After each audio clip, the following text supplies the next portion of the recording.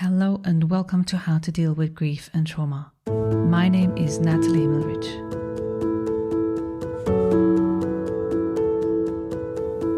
How to Deal with Grief and Trauma is completely self-funded, produced and edited by me, Natalie Himmelrich. Consider making a small donation to support the podcast. Go to bit.ly/support, capital G, capital T, and podcast. I repeat, bit.ly/supportgt podcast. Thank you so much. And for more information, please visit Natalie's website, join the podcast Instagram page, and subscribe to the newsletter to receive updates on future episodes. Today's guest on the How to Deal with Grief and Trauma podcast is Dr. Richard Blake. Richard and I first met as colleagues during a year-long holistic counselling course. Over the months, we not only connected through the rich and layered material being taught, but also on a more personal level. What immediately stood out to me was Richard's thoughtful, inquisitive nature, his ability to question what many simply accept as truth, and his willingness to dig deeper into the human experience. I've always appreciated the way he sees the world, with both curiosity and compassion. His perspective brings depth and nuance to conversations around healing, and I'm grateful to have him here today to share his insights into grief, trauma, and the transformative potential of truly being with what is.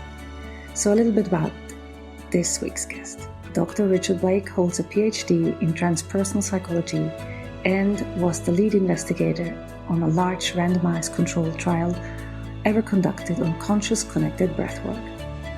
He specializes in using altered states of consciousness, including breathwork, nature immersions, plant medicine, and ketogenic nutrition as tools for deep trauma healing and nervous system regulation. A passionate advocate for involving the field of mental health, Dr. Blake believes in moving beyond relying solely on medication and talk therapy to embrace holistic, somatic, and biohacking-based approaches. His work is grounded in both rigorous science and lived experience. As the co-host of the Ranga radio podcast, I hope I pronounced that correctly. Yeah. He also emphasizes the critical role of intentional community in healing and personal transformation. So, welcome. Thank you, Natalie. Yeah, lovely introduction there. How are you doing today? I'm good. Yeah, happy to be here. Happy to connect with you again. So, as I always start, I'm asking the question for people to understand where you're coming from. So how has grief and trauma loss been part of your life's journey? Yeah, it's been a fairly big part. I mean, I don't want to go into comparing, but I probably haven't had the most, I'm sure you've had a lot of guests with much more grief and trauma than me, but I did lose all my grandparents, and I lost my dad when I was about 21 in a sort of long process of him going through a heart attack, then stroke, and being in a vegetative state for several years, and then his death. So it was a sort of a that process, I don't know. I think it may have been easier that way than if he just died of a sudden heart attack. I think the shock of that would have been probably harder than, after several years of worrying about his health, and then several years of his deterioration, where to the point of, he needed full-time care, couldn't communicate, couldn't lift himself off of bed. So by the end of that time, it was like, we've been expecting it for a long time. But then when it did actually come to his passing and then his funeral, I didn't grieve at all. I bottled it all up. I didn't cry for a long, long time. I thought that was right. I thought that was being strong. I thought, oh, this is good. What you're doing here is cool, and it shows you're a tough guy, and you'll get through this. But I then started, I'd had depression for a long time, from about age 14, bouts of it off and on.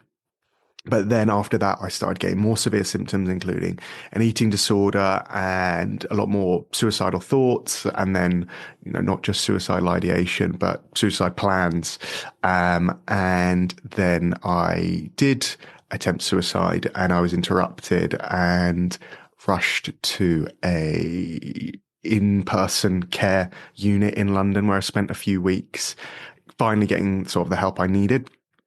Because prior to that, I had sort of like been saying to people like, I'm really struggling, I'm having a lot of suicidal thoughts. And I guess people just didn't really know what to do, didn't really know how to empathize. Some people would say, oh yeah, I've had suicidal thoughts in the past. And I was like, yeah, great.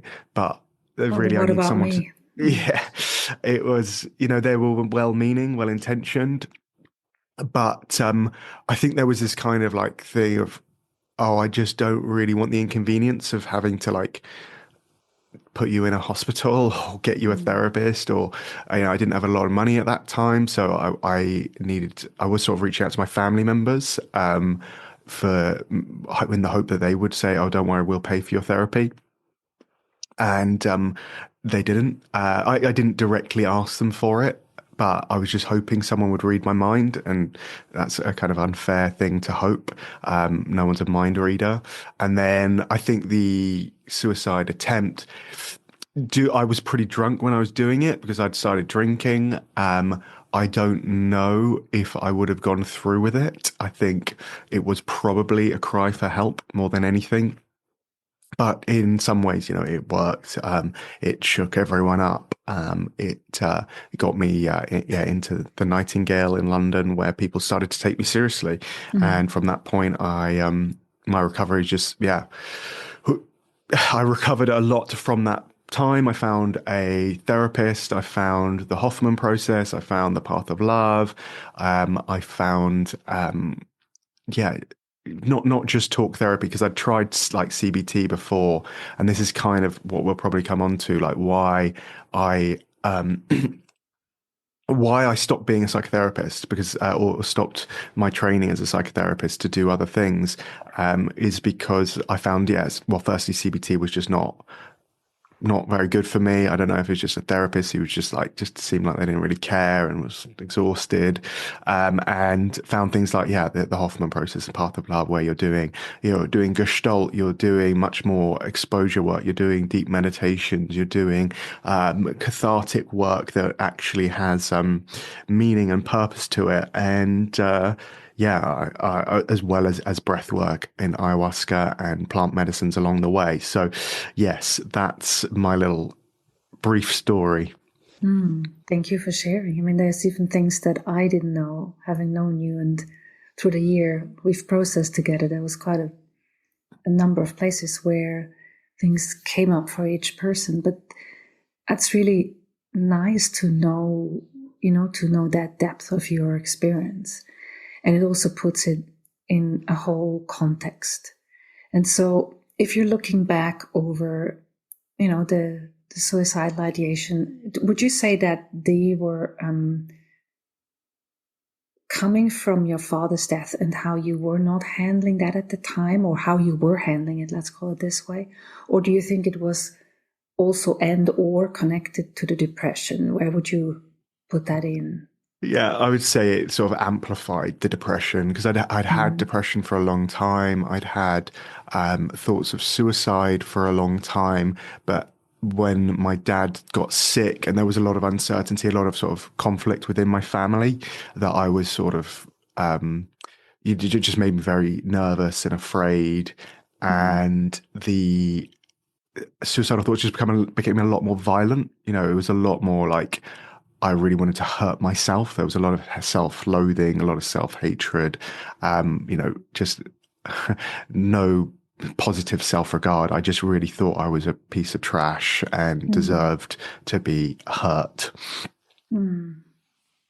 So from that moment when you went into therapeutic care, and you mentioned CBT and then other things, if you were to take us on this little journey from where you were starting to get the help and tried out different things, if you're looking back now with sort of hindsight, what would you say of those things that you tried made a real big impact, and why? Now, we have the benefit of you being the person who has studied it, not just experienced it, but you also studied transpersonal psychology. And I know that you've tried all these different things, and you're sort of my favorite biohacker. So let us in on what you now know, looking back. Okay, this is why this has really helped. And it might not just help me, but it might help other people listening. Yeah, so I guess it's starting from the top. I would say I have a susceptibility to depression. It's in my family. So I believe in epigenetics, that's saying the genes load the gun, the environment pulls the trigger. So I had the genes to be depressed and anxious and binge eating disorder. I did, funny enough, in my 23andMe, they showed that I have the genes that predict binge eating disorder, which I thought was quite impressive Yeah. from a DNA test. But obviously I didn't have that binge eating disorder until I was about 24 years old. So something in my environment triggered that binge eating disorder. It was the breakup of a relationship, the death of my father, plus extreme dieting. Because at that time, I was a fitness model, so I was bulking up and then cutting down to sort of 5-6% body fat with extreme diets, and then something just broke in my psyche where I just couldn't stop eating for about 10 years. Which, when I say it like that, sounds funny, but it wasn't funny for me or for anyone around me. So the things that work. So I would say I found this therapist, Simon Matthews, or my ex-girlfriend Danny found this therapist for me because she'd done a lot of work with on herself, and she'd kind of come to these same conclusions. Like, just your average CBT therapist, someone you're going to get on the National Health Service, is not going to cut it for someone who was in a life-threatening situation like I was at that time. So she reached out to the Hoffman process and said, "Oh, there's someone quite local to Richard called Simon Matthews," and he took me in, and it wasn't just he was just listening to me, but he kind of became more of like a mentor. He also sort of stepped in as a father figure at that time that I'd just lost my father, and then not long after I'd lost my grandparents. So just that sort of safety net, the family safety net, had all been taken away from me. My mum had just moved to Spain, so I felt quite alone at that time. And that therapist, Simon, became like a family member. He sort of took up that role quite, I think quite willingly. He's got a lot of children. And I guess it's just quite lucky that like we're still friends now. I still see him. It's like, most therapists, you're not going to like click like that. Like I did with Simon. And, that was lucky that I had such a strong rapport, and that is what in the research shows or generally predicts how well someone's going to recover. Is there's like three things. It's firstly the willingness of the client to improve, how strong their motivation is, and secondly the rapport between the client and therapist. And I had both of those things, so that's what helped me with the depression. It didn't. The talk therapy didn't do anything for my addiction. I'll say that. This is another thing I discovered when I was studying psychotherapy of the masters, was like success rates for addiction recovery are something like 8% and maybe even Wow. lower, because with dropout rates, addicts are, notoriously unreliable. I was extremely unreliable as an addict. And so helping someone in the midst of an addiction is so tough. So for me, talk therapy didn't do it. It was the breath work, the conscious connected breath work, as well as going to do some ayahuasca retreats in Peru where it's legal. And I think that's important. I think it's important to do it where it's legal. I don't think when we are taking big gambles with our mental health with such potent things like ayahuasca, we don't want to mix in like the potential of getting caught by the police or things like that, because ayahuasca and psilocybin, they do increase paranoid ideation in some people. And so if you're worried about getting caught by the police or your neighbors and you're also paranoid, I think that can be a recipe for disaster. So the reason ayahuasca was so good for me was because I was so stuck in my head. I was just a complete head person. I was not in touch with my body. And with ayahuasca, I was able to have these conversations with my stomach and my intestines, and they were just, I just saw them as just being like absolutely beaten up, beaten down, just so sad, so depressed, just begging me to stop, abusing them with food. And yeah, had huge revelations, but it wasn't like I was a one and done. I did like a 9-day retreat in Peru, and that improved things. But this is why I think conscious connected breathwork deserves like a seat at the table in people's healing tools, is because conscious connected breathwork can be done anywhere. You mentioned I conducted the largest ever randomized control trial on conscious connected breathwork, and it was the first one done online, and we found statistically significant reductions in anxiety and clinical remission of people with anxiety through 6 sessions of conscious connected breath work with a large effect size as well. That's what something I think a lot of people don't pick up on research, is they see statistical significance, which just means that the results were not down to chance, but effect size can be small, medium, and large. And with talk therapy and SSRIs, they only have a small effect size.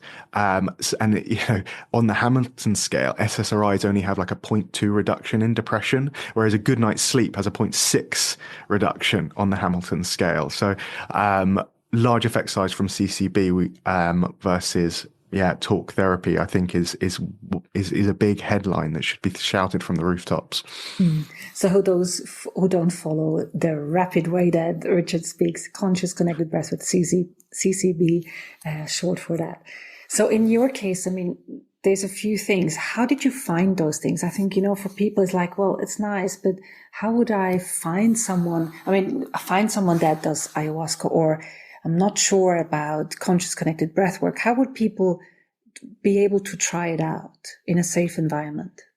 Yeah. So again, I sell conscious connected breathwork. I don't sell ayahuasca. So you can understand my biases.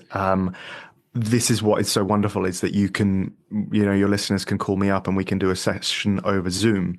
And as I said, the study proves or finds evidence to support the idea that conscious connected breathwork is effective online. I would say you want to find someone who is reputable, who is certified. There's a lot of breath workers out there who just, the first time I ever did a breathwork session was at a yoga retreat with this guy who was like a yoga instructor slash athlete and actor, and he'd been to one conscious connected breathwork ceremony and loved it, and then tried to teach it to us, and people started having tetany, this kind of spasm thing, and people were like completely flooded by their emotions, and it was an absolute disaster. So make sure your person has a certification. Make sure it's probably a certification that's not just a weekend, like at least 6 months training is what the Global Breathwork Practitioners Alliance suggests. So yeah, it is really important to make sure your breath worker has some credentials. And as I say, the GBPA website is a good place to start, Global Breathwork Practitioners Alliance. And we're going to put all these links in the show notes for anyone who wants to look it up. Yes. How I found it was my therapist, Simon, said to me, I notice when we get into like difficult emotional territory for you, your breath goes funny, like you start sighing. It seems like you can't get over your breath. It was like I would not be able to take in a deep enough breath. Mm-hmm. And he was like, go see this guy. I've heard about him. He's just done the Path of Love. I've heard great accounts of him. He's called Alan Dolan, and his company's called Breath Guru. And so I signed up for a session, being sort of very motivated to improve, and thought he was going to go and teach me how to breathe. I thought he was going to teach me functional breathing, which is something I now teach. But what he teaches is conscious connected breathing. So I went to his studio in North London, and he taught me this technique. It takes about 15 to 20 minutes to teach, because it is a very peculiar tight way of breathing, which I say is good, because you don't want to accidentally start breathing this way while you're driving the car, and then you start having mystical experiences and meeting your ancestors. It's hard. It's not like meditation. It's not like a massage. You have to do a bit of work, and you have to sort of what's called voluntary over breathing or high ventilation breath work. So you're So it's breathing. what I've done with you, right? So for me Yes. to, yes. Okay. So Yes. for people listening, I have done sessions. So I just wanted to make sure that that was conscious connected breathwork that I did years ago. And yeah, so I know what you're talking about.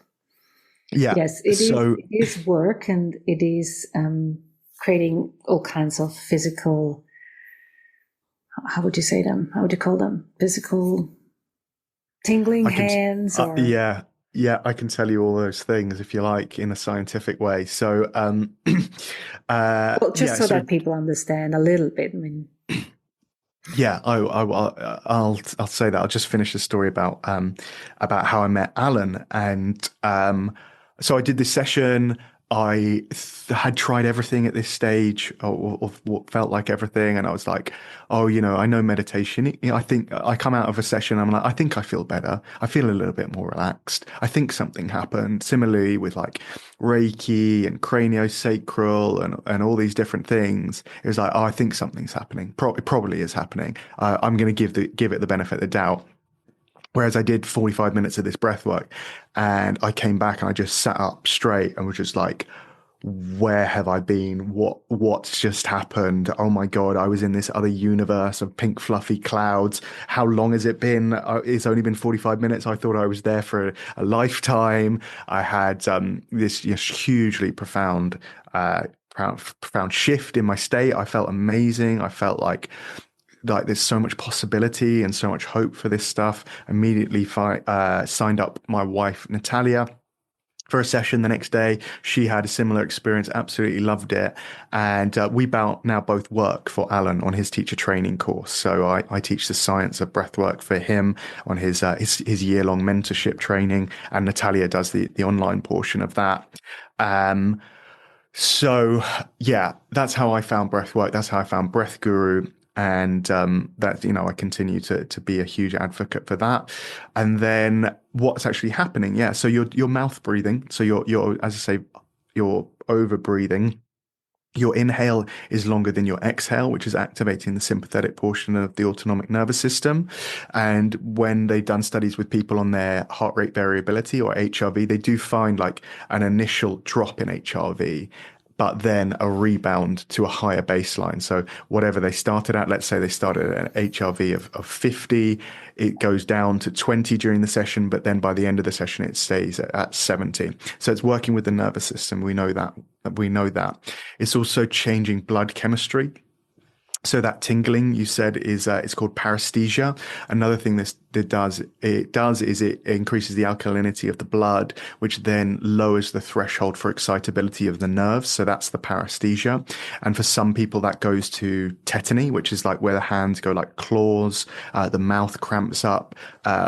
Women often experience it during childbirth because they're breathing so much. So it's a similar type of thing. It goes away once you stop breathing that. So this is another reason I say breath work is, for many people is more palatable than ayahuasca's, because there's an off switch. You can be off in another universe with breath work and it gets too much and you just close your mouth and go back to regular breathing, and within a minute or two you're going to be back to normal. Whereas with ayahuasca, you're in the jungle, there's no getting off that roller coaster, and if you're having a bad trip, there's nothing you can really do about that. so just for clarity, I did conscious connected breathwork, and I didn't go to a different universe. I just had experiences in my body that I referred to just before. But the different universe, I have yet to meet that. Yes. So a Is study that by something that Ehrman. comes later, or Yeah. you So were just the first time and you went there? yeah, Pink I clouds, just you I mentioned. got lucky. Yeah, I got lucky. Ehrman 2013, a study done out here in San Francisco on 11,000 inpatients, found that 80% of people had a mystical experience over an 11-year period. So they didn't necessarily get it in the first time, but the more times they did it, the more likely they were to have some kind of mystical experience. And then 2014 Puente, another study on a one-day workshop, found that 10% of people had a complete mystical experience. So that would be like what I had, going off into another universe. And similarly, So to compare that to psilocybin mushrooms, 11% of people have a complete mystical experience on psilocybin mushrooms. So 10% compared to 11%. Obviously, it's less than psilocybin mushrooms, but for some people, it can be equal to a psilocybin mushroom trip. Other papers have found like Bahi 2023, they did EEG, electroencephalogram study, where they put electrodes on people's brains and then, or not on their brains, on their heads, but measuring their brains. And then they did conscious connected breath work, and they found brainwave changes. So reductions in alpha, beta brainwaves, increases in alpha and gamma brainwaves, akin to a 3-gram dose of psilocybin mushrooms. So people's brainwaves were changing to the extent of a moderate dose of psilocybin mushrooms. Another, it's not actually a published paper, but it sort of is published, but it's not as good evidence, by uh, I've forgotten the name. It'll come back to me. But a paper that was a presentation where they did an MRI on people's brains, and they found changes in cerebral blood flow, so changes in the blood flow of their brain to the same extent as a moderate dose of psilocybin mushrooms as well. So if we're thinking about those people listening who have maybe deep trauma or experience a significant loss, or both together, if we're thinking about those people, those things that you've mentioned, and looking back over your journey, what would you find from your personal experience was helpful in what circumstances? Yeah, so as I mentioned earlier, I didn't cry for a long time when I lost my father. And I think I wanted to cry. After a while, I wanted to cry. So I'd done once I'd gotten over the idea of, boys don't cry and that sort of misinformation. I wanted to cry in therapy, but couldn't. I just lost access to that. So what conscious connected breathwork does is this thing called transient hypofrontality. So that means that the area of the brain at the front, the frontal area of the brain, the prefrontal cortex, gets less oxygen during conscious connected breath work. So one of the things that people misunderstand about voluntary overbreathing and conscious connected breath work is you're not getting more oxygen in the blood, in the body. You're actually getting less because you're blowing off all your carbon dioxide. And without carbon dioxide, the hemoglobin in the blood won't release the oxygen into the cells. So you may have more oxygen in your lungs and in your blood, but because you've got no carbon dioxide, it gets stuck in the blood, and then the brain basically downregulates the prefrontal cortex, which is our most that's more of like our rational thinking, whereas it gives more attention to the areas of the brain that are needed for survival. So like the amygdala and the areas where more emotions are stored. And one of the functions of the prefrontal cortex is to protect us from pain, and that includes emotional pain. So in my sessions of therapy, I would feel something painful, and maybe I wanted to release that emotion, release that pain, but my prefrontal cortex would go, no, we're not doing that because that's going to hurt. So we're just going to distract you. We're going to make you ADHD. We're going to make you talk about, the shopping you're going to do later, or what jobs you have to do. But when the prefrontal cortex is down regulated, those emotions can emerge, and this is a really common experience of like I can of breath workshops is people cry unexpectedly. I can remember normally, as I say, it takes like 10 to 20 minutes to demonstrate and explain this technique. And during a session I was assisting, we asked for a volunteer to be like, can someone come and we'll show you how to do the technique, and everyone else will watch so that you can see the technique. And this person was only breathing for like 5 minutes, and then they just immediately started crying. Or sorry, after 5 minutes they started crying, and they were just like, I'm sorry, I don't know what happened. I thought I was just demonstrating. I didn't expect this emotion to come up. And the breathwork facilitator was like, no, this is excellent. This is you doing the work. And this is what often happens. People have suppressed emotions that they can no longer suppress, and then they release them, and then they feel better. So for me, I was able to access my emotions. I was able to stop suppressing things so much through conscious connected breathwork. And what do you think now from your personal experience, but also from your knowledge? I mean, suppressing emotions, everyone knows how to do that, or most people do. Some people have the opposite, that they can't stop themselves, or they have a lot of release. But in your case, what would you say has changed through the ability to then release the emotions, to feel them, to go through them? What change did that make in terms of your integration of the loss and the trauma? Yeah, it's quite a hard one to explain, I guess. But I know there's a study that I cited in my PhD that like the number one cause of anxiety is suppressed emotions, or avoidance of emotions or suppression.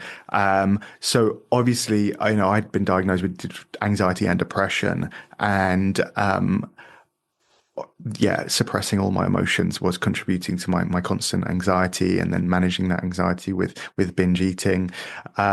So I can remember a session I did in a workshop in East London where yeah, it was a big group workshop, and I just cried after a while. But it wasn't just like, tears running down my face. It was like sobbing. It was like a deep, deep body sobbing of like, wow, I miss my dad.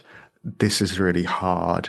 Um, and afterwards, it was just like this, just kind of like awakening moment, this like deep, deep level of awakening to the loss of my father, like the reality, like he's no longer here, he's not coming back. Something in my body just settled into that.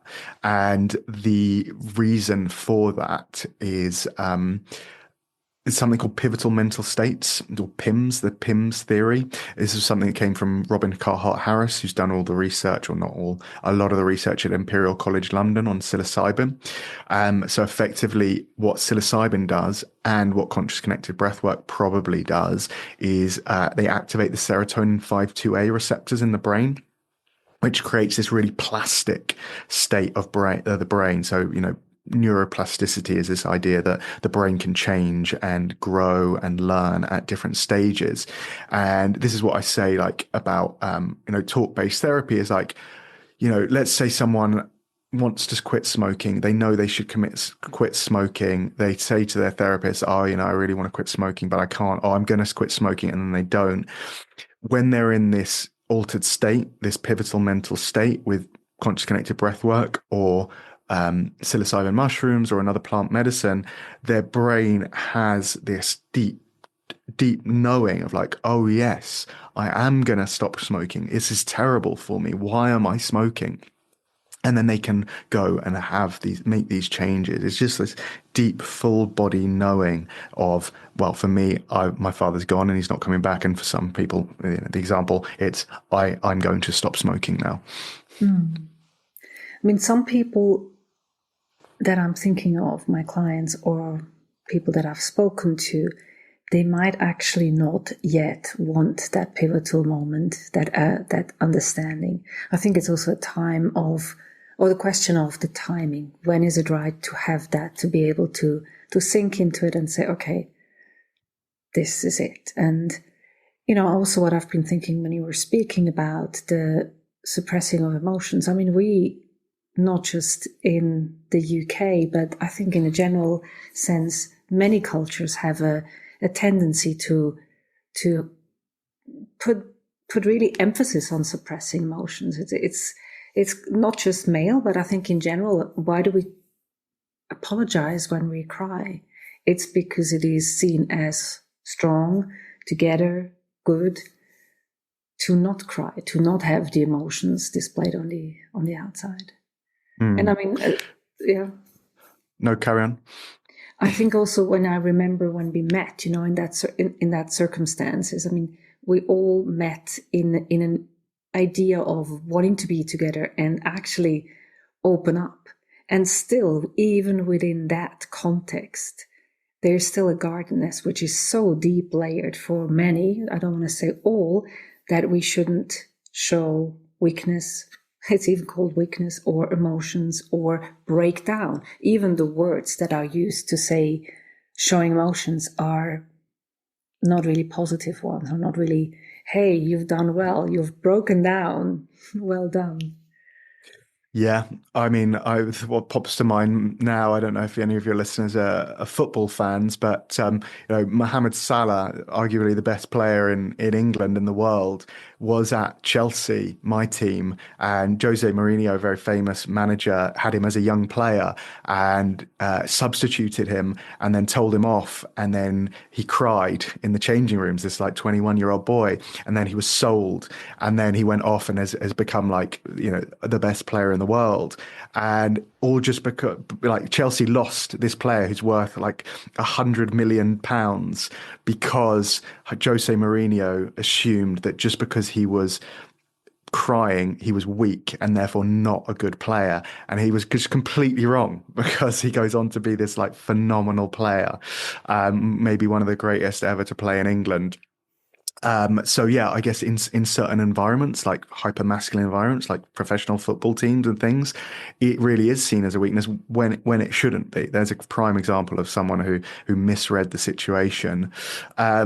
Conversely, I think about blanket statements. We probably don't want blanket statements. I can remember facilitating the Path of Love, and we had a person there who, I think they were a coach of some kind, and whenever they got up to speak, they would go into this like they would cry their eyes out, they would melt down, they would like kick and scream on the floor, and Rafia just like came up to them and just completely saw through this. It was like, what are you doing? We know you can cry. We know you're in touch with your emotions. You just need to actually stand in your emotions. You need to process this. Just acting out your emotions is not moving you forward. You need to feel that emotion, process it, and then move forward with the information you've used, instead of just getting lost in the emotion. So, I mean, this is one of the sort of the fine arts of being a therapist, is knowing who needs to cry and who actually needs to cry less in that regard. Yeah, I think that's important to know as well. And also in terms of grieving, there's not a recipe that you need to cry to process the grief. It is some people's way of expressing the energy of grief, and other people have different ways. Yeah. I think it's an interesting thing, because only the person in it knows whether they're suppressing it, or they might not know yet, and they're so good at suppressing and believe they're actually doing it. So it's an interesting question. Now, if you're looking back over your history, what would you want your younger self to know at that time when you were struggling? What would you want Richard at 2024 to know that you know now? Not that he would have believed or understood, but still, it's a good way to see, well, what would have helped him at the time? Yeah. Well, I think if you follow mainstream advice, mainstream ways of living, especially in the United States, you have no chance. If you are following, what you see on the TV, the junk food. If you spend all your time on your mobile phone, you're constantly getting dopamine from social media. If you believe, people shouldn't cry, people should suppress their emotions, people should demonstrate their value by, the size of their house or their car, you're going to be miserable.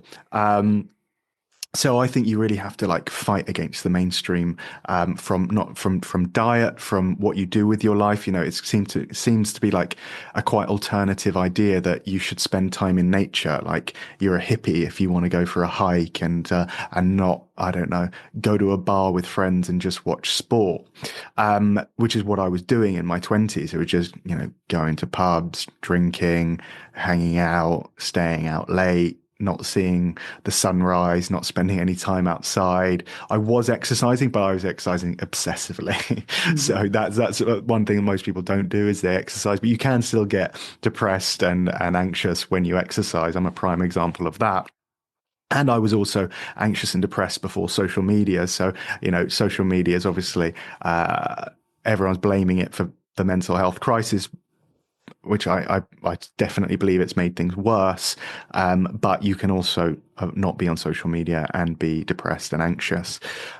So the things for me that, really I really emphasize we have this 90-day intensive that we host at Runga is just the foundations. Like I'd say like talk therapy is, grieving and stuff is really important. But if you haven't got the foundations of like, you're not getting enough sleep, you are on your phone until 5 minutes before bed and then wondering why you can't fall asleep for an hour. If the first you think you have ADHD and the first thing you do in the morning is check your messages and you don't realize you're skipping beta brainwaves, alpha brainwaves and theta, and immediately getting a dopamine spike, and dopamine is really intrinsically linked to ADHD. You think you have ADHD and you get medication, and then that medication ruins you because that's what the mainstream advice says, when all you have to do is just not check your phone for an hour. So we educate people on neurotransmitters there. We talk about nutrition. I think nutrition in terms of mental health is such an underrated area. And this is, I often say, like, if your anxiety is caused by a 2-liter bottle of Coke, no amount of talking about your attachment style is ever going to fix that.